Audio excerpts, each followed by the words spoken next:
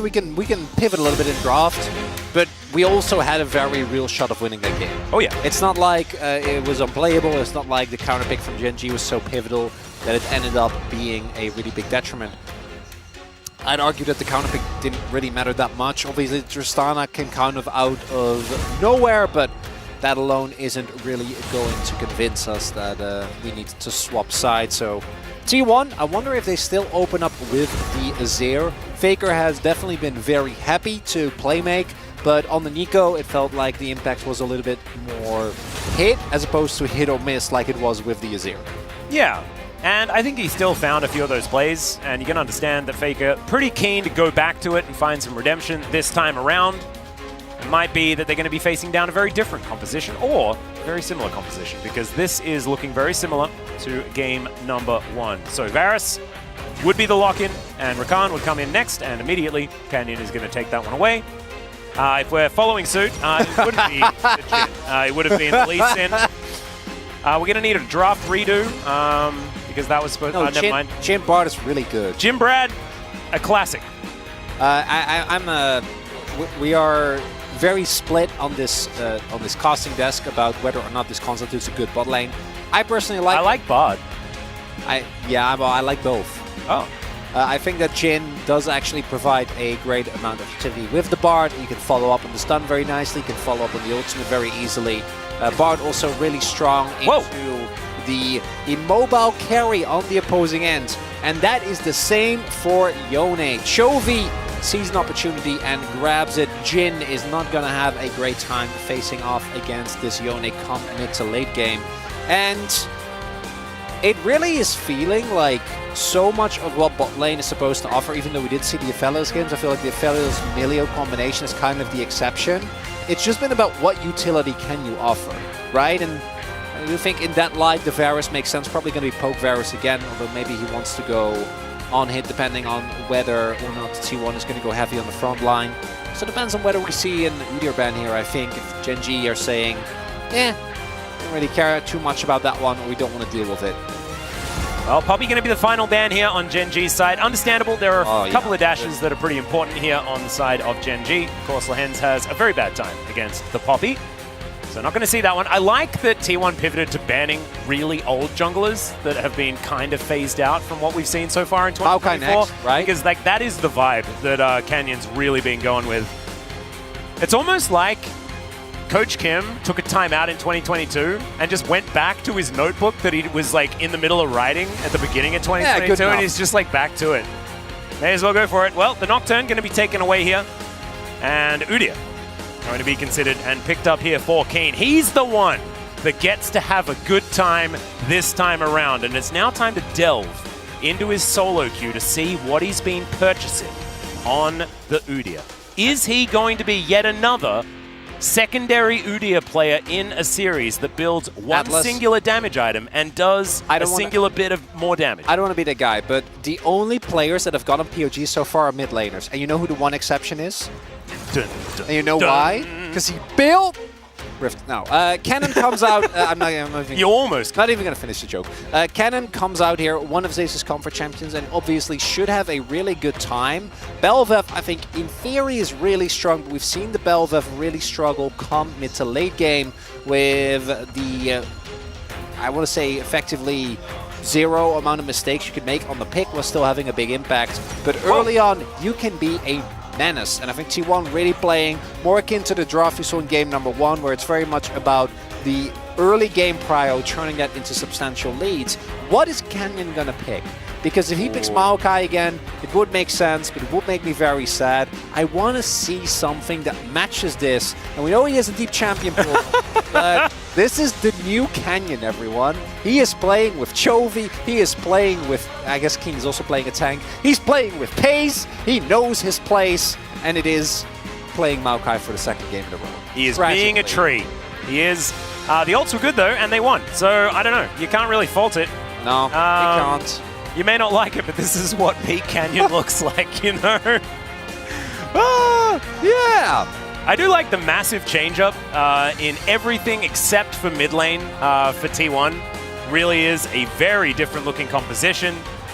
This time, Zeus is going to be dash cannoning in try and get everything done. As Coach Kim and Tom going to bow to one another. Of course, Coach Kim formerly on T1 for a little stint. Has, of course, been with many, many teams here in the LCK. Was kind of odd that he wasn't here last year or for most of 2022. Has come back. As is that at like Lehen's shrine? I don't know, but it was great. I loved it. That was definitely a strange thing. Is that Keria holding up a Gen G player? No, I thought it said Oner on the back, but maybe it was Chovy because it didn't look yellow. Yeah, it did look yellow. Yeah. Maybe it might have been Chovy. They did used to play together. There's something there. Not entirely sure. Kind of fun T1 composition though. They have a lot of damage.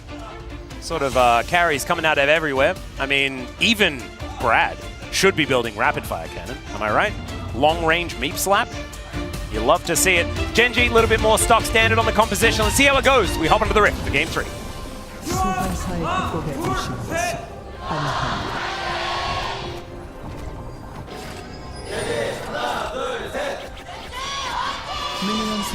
All right, the Gen G fans trying to be as loud as possible. They are a little bit outnumbered here at Lowell Park today. Didn't stop them from taking a victory in game number 2. We'll see whether they can use that momentum to move towards a victory. Keen, his last game was on Udyr as, oh dearie me, that's a flash from Keria. He's still on fire. Hail of Arrows comes down. Lots of flashes coming in. He's underneath this turret, and there is first blood for FaZe. Chovy taking 1 billion damage.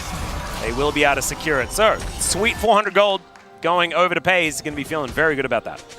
And can he go back and buy a World Atlas immediately? That's the second game in a row where Keria is forced to flash early on.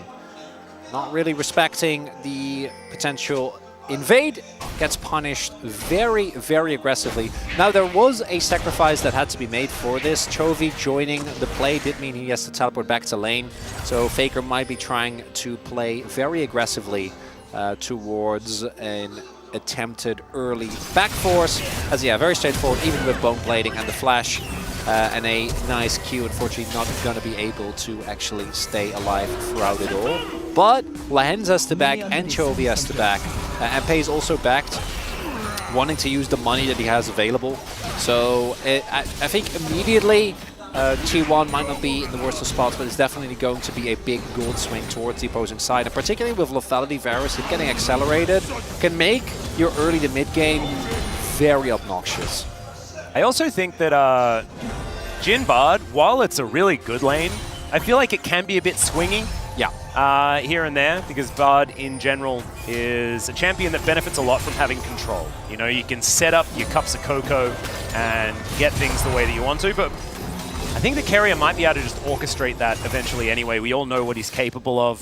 His cosmic bindings, the one from Worlds that we all remember, absolutely extraordinary. Getting that Q flash to really line up.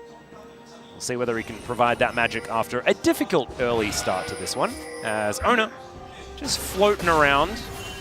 Doesn't know that there is a kitty cat in the brush. Last time we saw the Bel'Veth was a long time ago. In fact, Umpty was the last one to play it. Now no longer in the LCK as Fake has to flash. Evening out the flash count here are Gen G. And Gumayusi realizing that FaZe doesn't have a whole lot of friends, but he's not going to win that trade. My goodness, that piercing arrow really doing a lot. It's like Lehen's never left, still staying in mid for an unreasonable amount of time. Keria is joining him as well, as we do see Chovy's win rate on Yone, unsurprisingly, absolutely insane. And also Guma went for Dark Harvest, so we'll be going, which was to be expected. Lethality has been the main flavor for the Jhin, but Dark Harvest you really ensure that it is really going to be all about that long range. So both Guma and FaZe going to be looking to try and get the most value while not getting in range of any of the mean Bel'Veths or Yones or Udyrs or Zeus. Yeah, as we're just 2v2ing mid now, I guess. Yeah, seems to be the thing. It's an odd one. As we get Keria to move on in here as well. Canyon is going to be fighting against Oner, who is a little bit outnumbered. As Lehen's and Chovy moving on in. Scryer's Bloom show exactly what's going on. Ziggin and Zaggin is Oner trying to get himself safe, but it's just not going to work out. Knocked up and destroyed. Canyon going to be able to grab that one. That is going to be the second kill for Gen G. I almost said first blood because, you know, Keria dying at level 1 there, not to be expected. That is 2 early kills here for Gen G.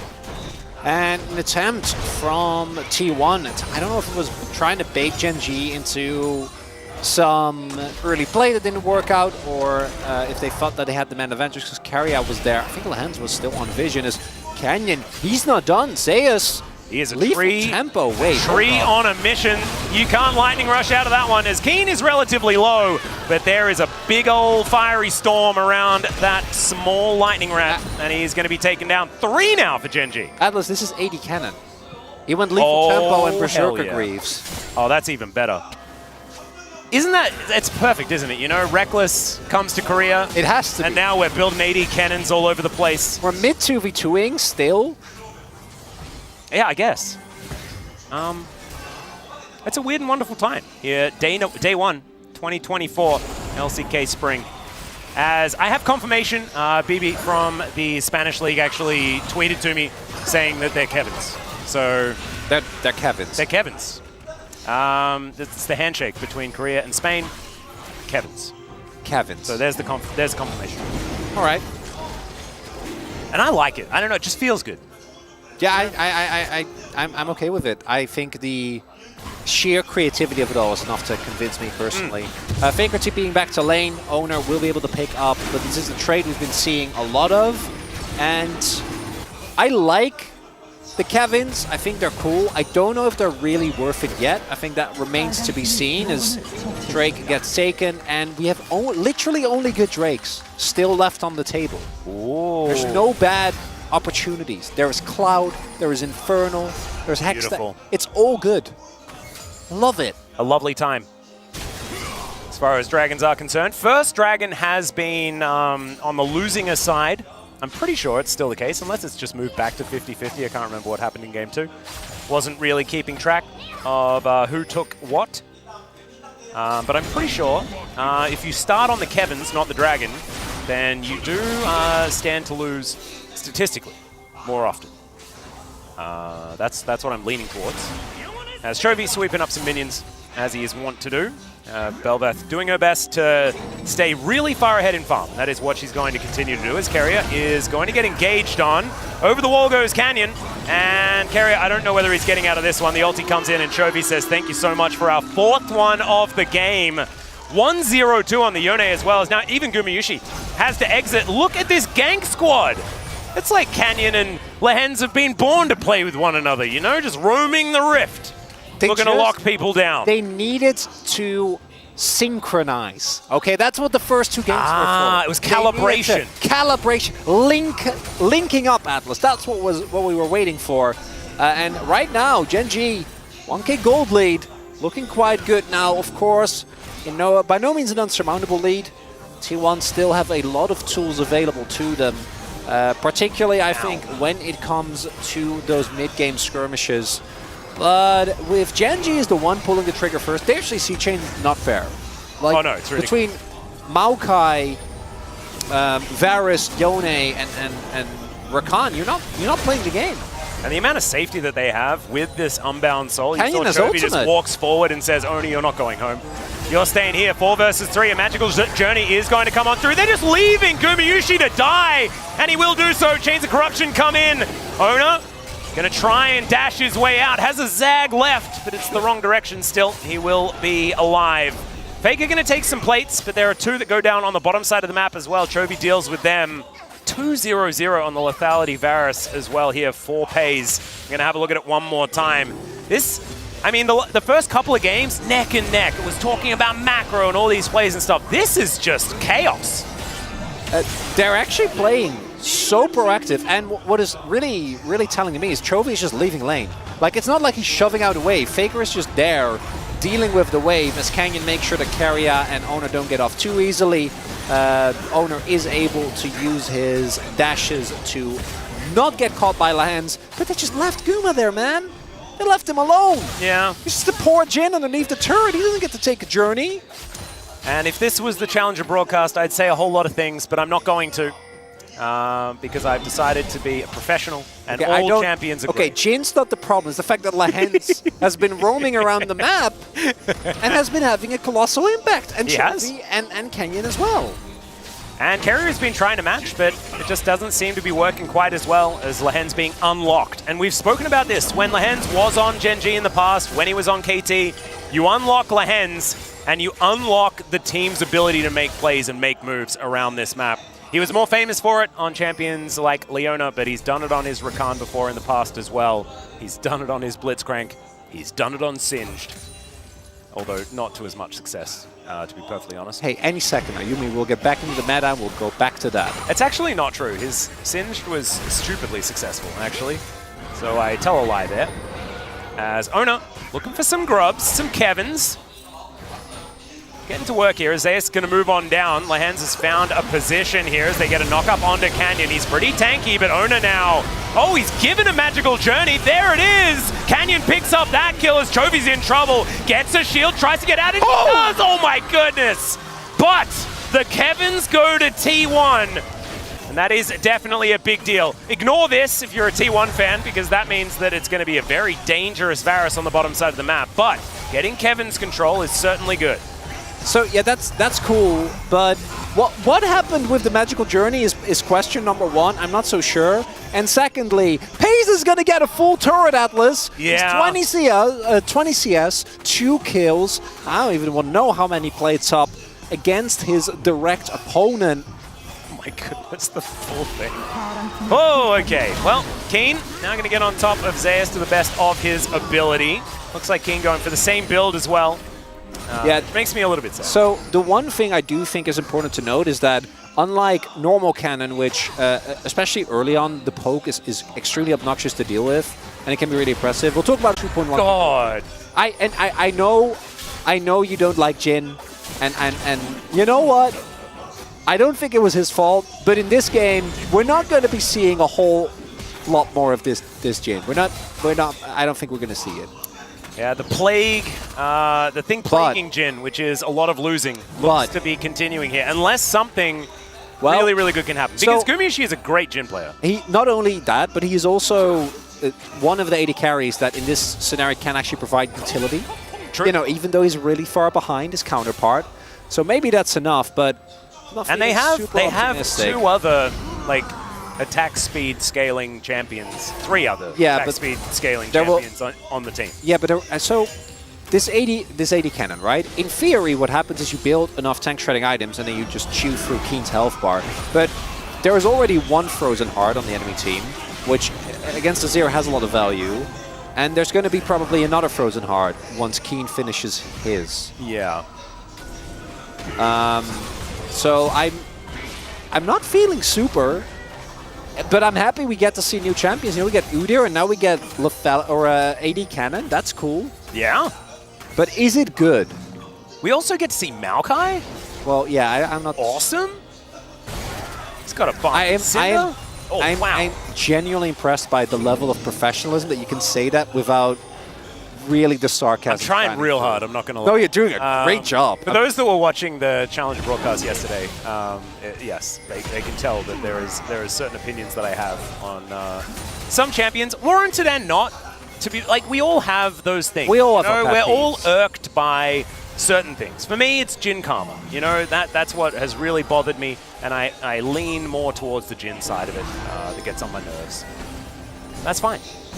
It's fine. It's more personal though, so I'm going to try and keep that one to myself. Says after speaking about it solidly for 15 minutes. Rift Herald is about to be up, and I don't think there's going to be a contest possible here for T1. They're going to need a miracle.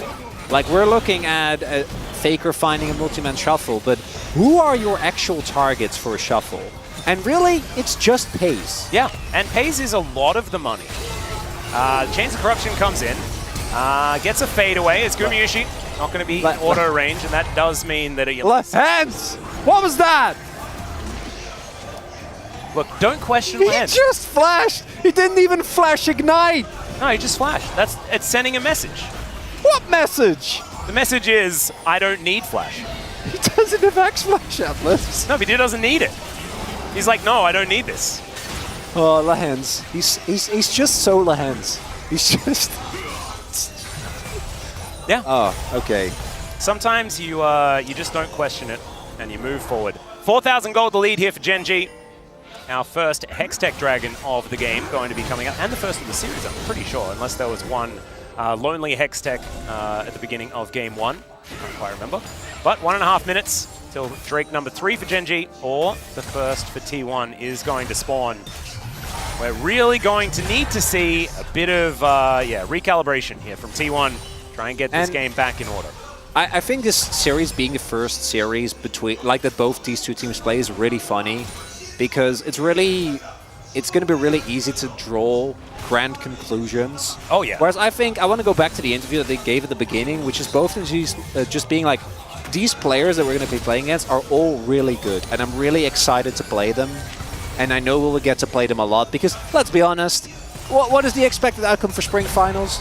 Yeah, who do you think are going to face? It's these two. Yes, it's Gen.G T1. I mean, it's the inevitability of the LCK. It just you know? keeps happening, man. So I prefer to look at it in that way. I think that I would have said the same thing if Gen.G, right, would have been in a position where they are right now, or where T1 is right now, where it's looking kind of rough. In the third games, Chovy. Bit of a knock-up onto Chovy. He's going to return the favor in kind as he flashes on top of Oner, who goes stabby-stabby for a little while, and Keria says, let's take a pause. That is going to come in. The curtains are called here by Gumayusi, but he's not finding too many of them. Keen turns up, and good night, Keria. He's going to pay for his sins as Faker does find the Emperor's Divide. T1 are on the board. They figured it out, but Gumayusi is well and truly dead, and Oner, he gets away, but at what cost? As Canyon is going to drive his Rift Herald into the mid-outer turret, and everything is just falling down. A couple of charges here, and Gen.G are just plowing through the map here of T1. They're also they're looking really good to pick up the Hextech Drake here. Not actually able to get the actual turret towards the bottom half of the map, but they are able to get mid. They're able to get the mid-inner thanks to the charge of Canyon. And they do substantial damage to the inner, and I would be shocked if T1 can get themselves towards this Drake. And this is the problem with the T1 comp.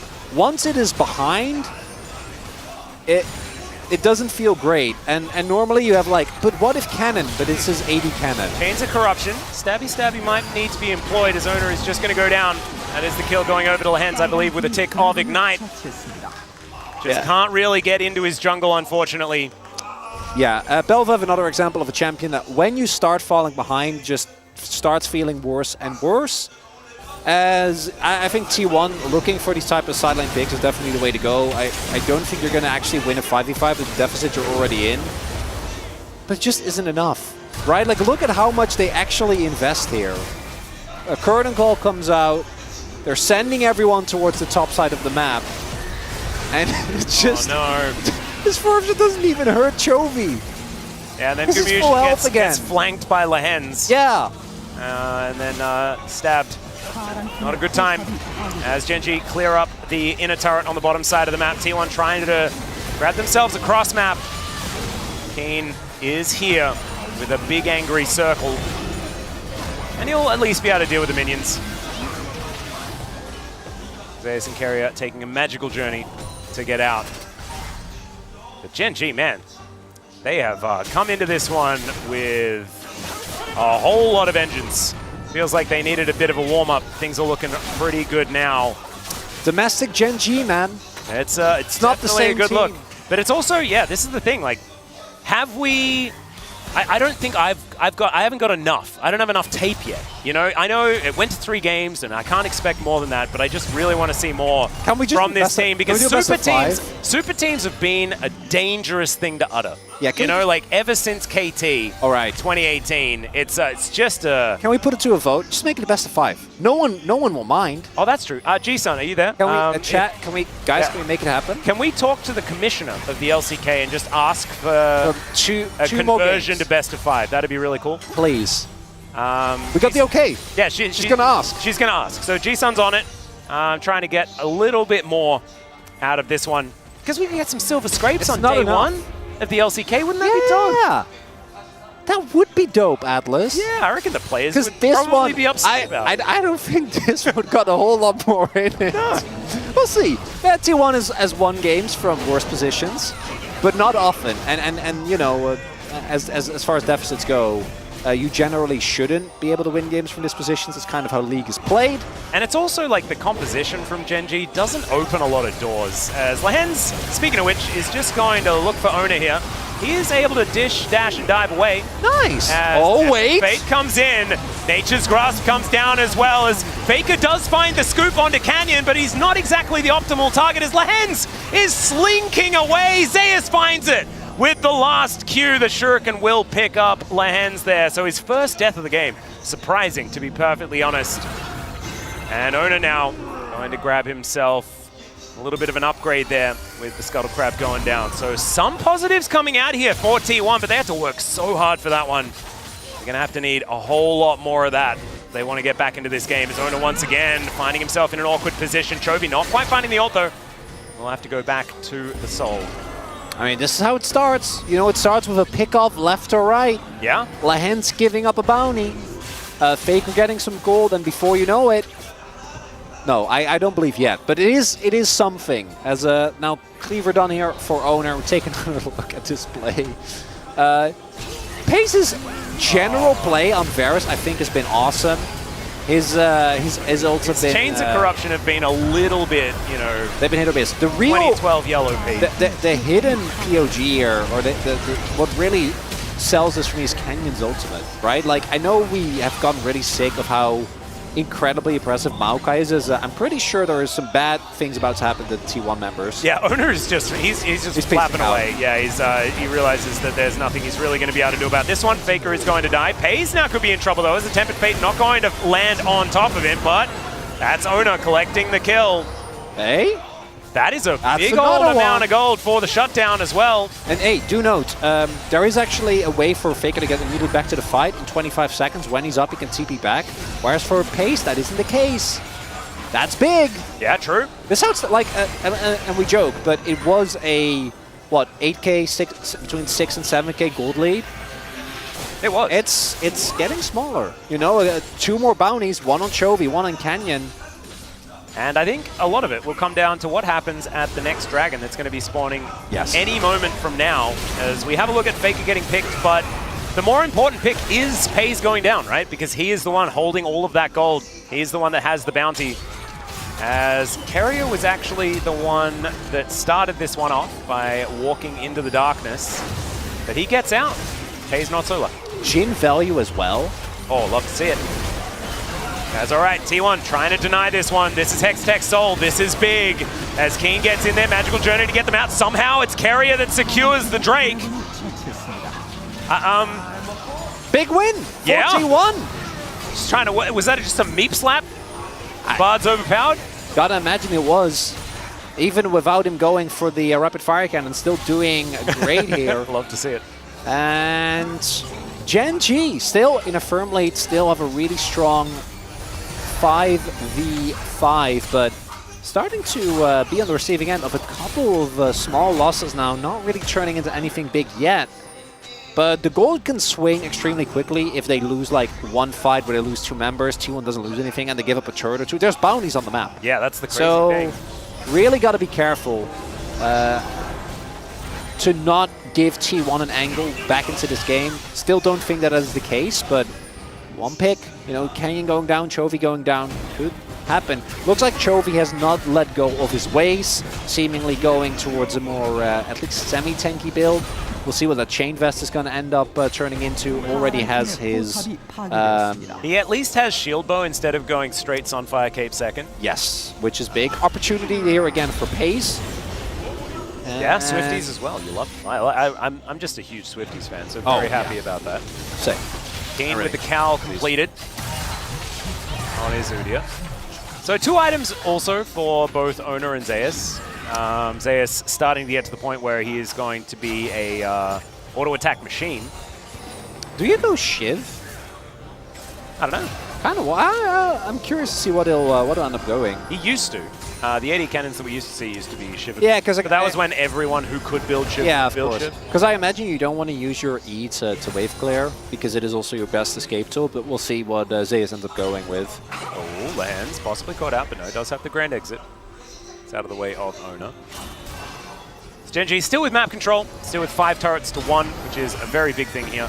Captive audience going to be procced here by Lehens. They are just going to clear out these traps, clear out these wards, try and make the map as dark as possible. I think getting towards a Baron, trying to take that one down, is going to be important here as Keen moving towards this bottom side. But the Baron damage isn't super high for Gen.G. Oh. I'd argue it's low, in fact, because they don't have Keen, and even if they do, he's not building any of his Keria. Oh, Keria could just be caught out here, and there he goes. Chovy collects it. Once again, just finding these pickoffs are Gen.G. Looks like they've gotten back off onto the front foot once again. As Gumayusi actually moving towards Lehens once again. That knock-up not going to land. That's T1. Find some vision once again. And Keen, just in a side lane. Being frustrating.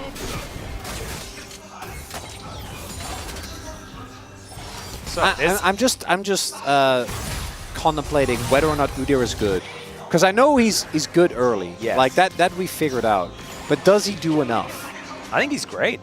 He's got the claw again. The claw, yeah. So your first association with the claw is the Toy Story one. Yeah. Yeah, mine would be. I mean, I'm a big Jim Carrey fan, so. I mean, Liar is the first one. No, I completely understand. And Liar, great film. But that's just where my brain went first. No, I mean, you can't control where your first association I definitely can't. I can't control where my brain goes ever. That's very true.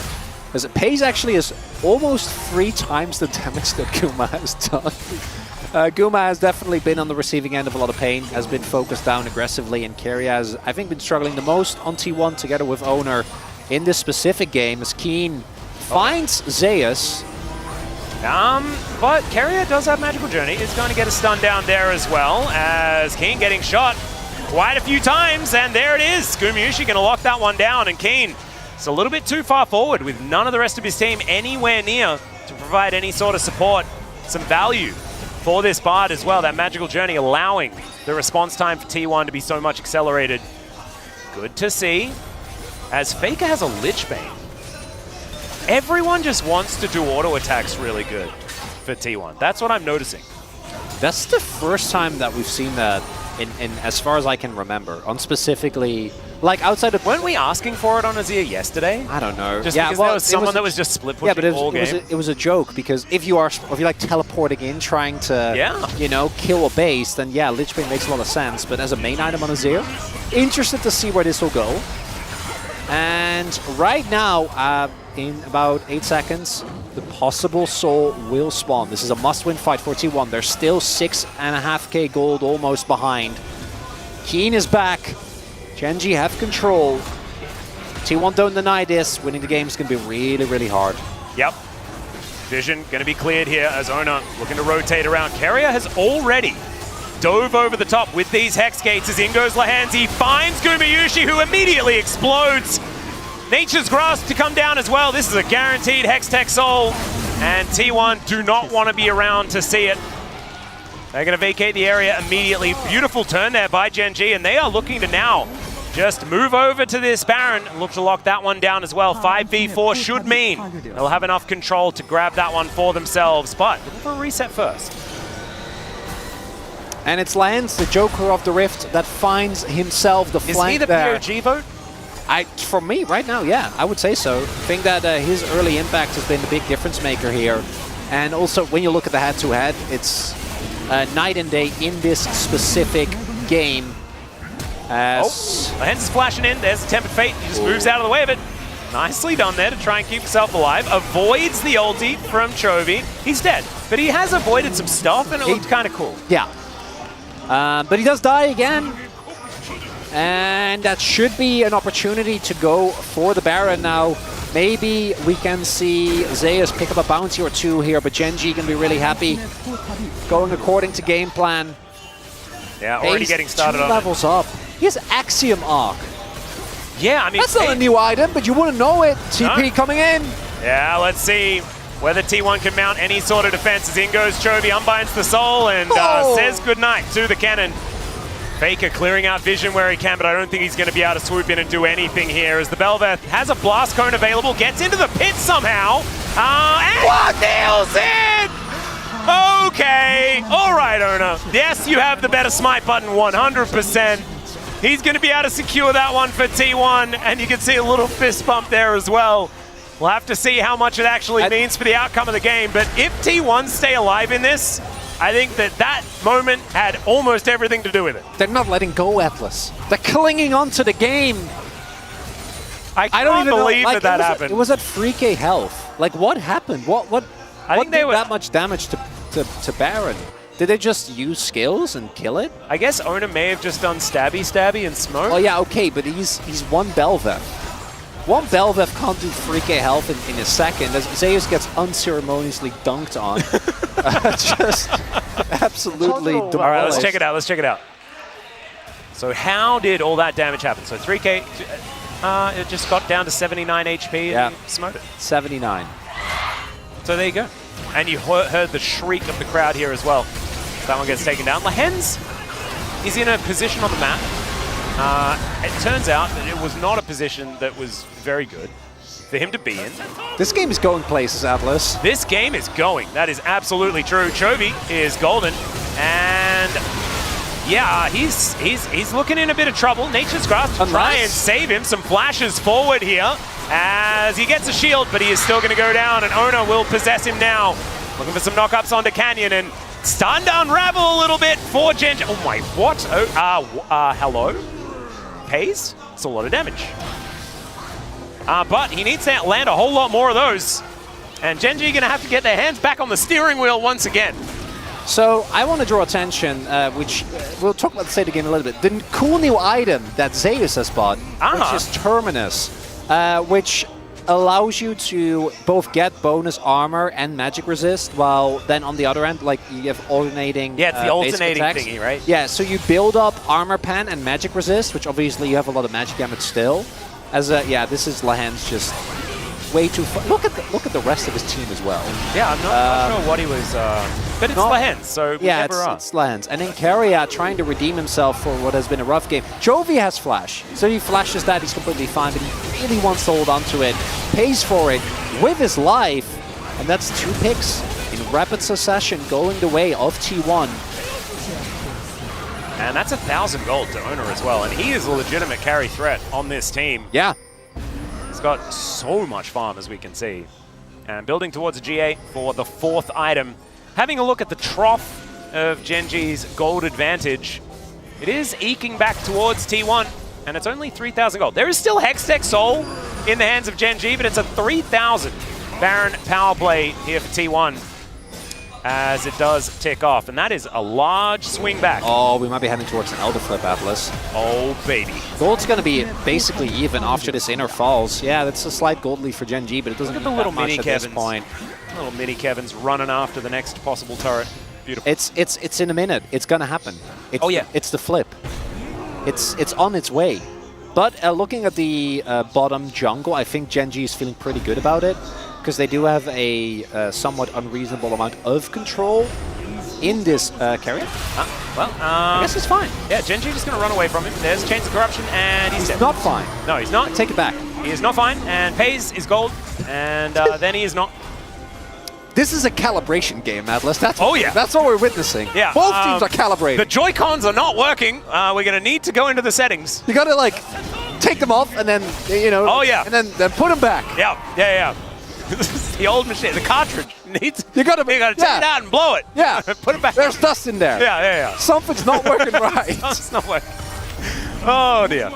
Yeah, no, certainly some calibration on both ends. It's new season, new me. 100%. For everyone. As now Genji's pushing with 5 people in the mid lane, setting up for Elder. And T1 is pushing with 2 people in the top lane. Setting up for killing a top lane turret. Yeah, but they're going to lose Elder. Which they know. They have double TP. So Zeus and Faker can join at a moment's notice. But there is 0 control. There is 1 ward. Are they going to try to just force the end? This turret goes down really fast. And yeah, look at the Kevin, man. Genji are a little bit perplexed as to what to do. They're going to lose the inhibitor. So inhib, traded for an inhib. But the Elder is right here. Okay, they're trying to set up a bait. Oh, they don't want to go, but they do! There's the flash forward with the quickness. Chains of Corruption comes in, Tempered Fate to buy some space, but Oner is, very close to taking Lehens with him, but he will go down. And now, Chovy diving on forward. Keen is a brick wall, but he cannot withstand it for too long. With Faker and Zeus having some deadly autos to come on in there. There's the ulti, the sweep comes in from Faker, and he finds the kill onto the Udyr. Lehens has turned up yet again, and Pays just does so much damage. My goodness, you blink and you lose him. As the Elder is getting very angry. Teleport to come forward as Gumayusi Keria. I don't think they're going to be able to do this by themselves. The rest of their team are dead. Chovy and Canyon. That it? They are looking to take this one down. Lehens and Pays hot on their heels. So it will be the Elder. Exodia on the table, 15 seconds until Baron. They'd like to grab that one as well, and it's looking like Gen G might be able to take this first matchup against T1. That's just cruel. Baron has to watch as Elder gets taken, knowing he's next. So T1 don't have they don't have a choice, right? They have to walk into unwarded territory here because there's one of two scenarios. Either you don't walk in and they get Elder, or you do walk in and hope that you can maybe do something. And if you fall for the trap, you fall for the trap. Faker and Zeus try their best, but as soon as they're on top of the cannon, he just goes down in a matter of seconds with the Hextech quick rotations, or the Hextech Rift or the quick rotations, no problem whatsoever. And with Elder there, T1 just has to sit and turtle, can't actually match. And you know what, maybe a death cap on Faker is going to be something. They do stall for a little bit here, but this is just a time out an Elder buff. Do you think that Lehens bought a Force of Nature just to show everyone that he is in fact a Force of Nature? Really the only explanation that makes sense to me, yeah. Yeah, I think that's it.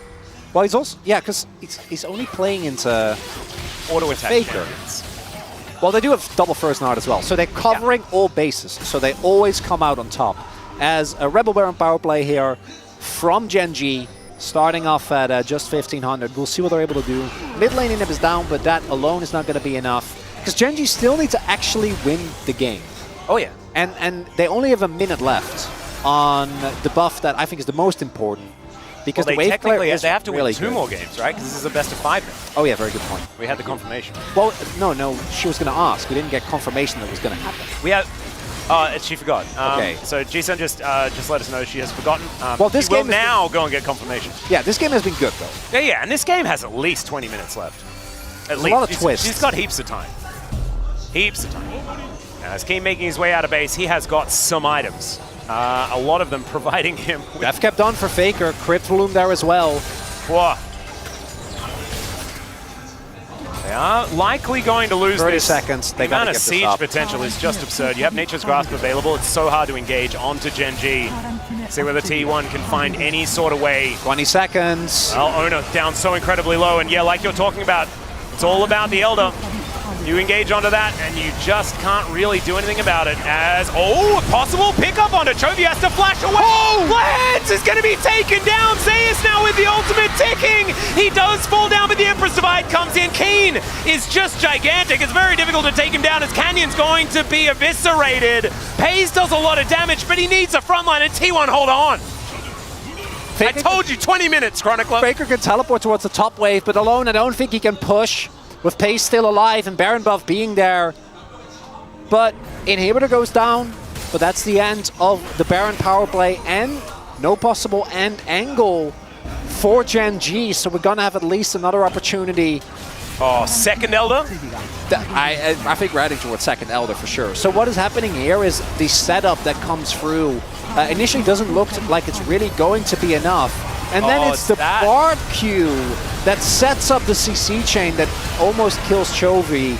Crypt Bloom healing the rest of T1 so they don't immediately get boomed. Zeus buying a lot of time. And then Pays is lucky. It's good that he hits Oner there, because if Oner ends up staying alive as well... We've got another chance. We've got another chance. They do. They're still in it. Scramble back. Are we okay? It's fine. Yeah. Pace has died once this game. He has. He's managed to make it out. Make it out alive. A few times. Gen G still with all of the control. They should still be the team favored to win. Yes. Currently with a 6,000 gold lead or thereabouts. As well. Oh, Anathema is now completed for Keen as well. Who do you put it on? They have 4 carries. Based on his itemization, it's got to be Faker. Or it's Zeus because of the 1v1, but I imagine it's Faker. Yeah, I'd assume so. Because Faker does a lot of damage, Atlas. Oh, yeah. Canyon. All right, throwing some kitty cats over. There is the ulti. Oner going to zigzag away, finds the knockup as the tree is going to be stilled for now. They are not able to protect their inner turret. Faker's pushing by himself, though. Yeah, trying to pick up some more bounties. They need a buff. They can't alone deal with this. All right, Tempered Fate is going to stop the teleport. That means the Faker is able to take down the inner turret. He could look for even more here. As the mini Kevins making their way in, Faker is just going to destroy the Lich Bane! He's had the Lich Bane this whole time. It's been there in his inventory. And the Udyr makes it back, but Faker is long gone. Keria has the flash. Big cooldown gone. That might provide an opportunity for Gen G. T1, right. It's hit and run, Atlas. Oh, they are going for some sneaky tactics. They don't get the inhib, though, crucially. That would have been potentially setting them up for an end where both Zeus and Faker can teleport. I don't think they got a ward either. As Pays, no boots. He has no shoes. Only gameplay. Oh, yeah. He is collecting now. I don't know whether that would have been my final item, but maybe it had something to do with the amount of gold that he had at the time. Just wants as much lethality as possible. And he's going to do a lot of damage. That is absolutely true. And now Genji setting up 20 seconds on the Elder, a minute on the Baron. It's one team fight. That's all it's going to be. But Genji should have the advantage. They have full control of the map right now. Bot lane inhib still pushing supers for the next minute. My so goodness, they should be able to just start this up. There are just so many items on everyone. Keria does have ultimate though. And I don't think there's going to be a way to deny him. They don't even sweep out the pit. There's just full vision of this. Well, this Elder is dead. It's just gone. It's really gone. Oh my god, that was so scary. That was so scary. Okay, Emperor's Divide coming on in here as Chovy gets over the wall. Faker does go into his Zhonya's, but look at even the hail of arrows tearing them apart. No! Faker, oh, he gets eaten by the dragon. Is now Keen and Zeus fighting, but Zeus is actually winning out on this one. Yet you can have your Elder buff. They need to match Zeus. They can't actually do anything. So Faker's dead. So the main wave clearer is gone. So they're going to try and push through mid. Lehends is going to try and stop the backs, but he can't walk in because he can also very easily die to either Cannon or Bel'Veth. There's no Baron buff, mind you, so Genji needs to start an actual fight or poke T1 down. They do have Hextech, Soul, plus Elder buff. Second Elder buff. Yeah, they don't have Baron just yet. They can back away and get that if they really want to add to it, but Oner could be caught out of position. Pays with his 1,000,000 items.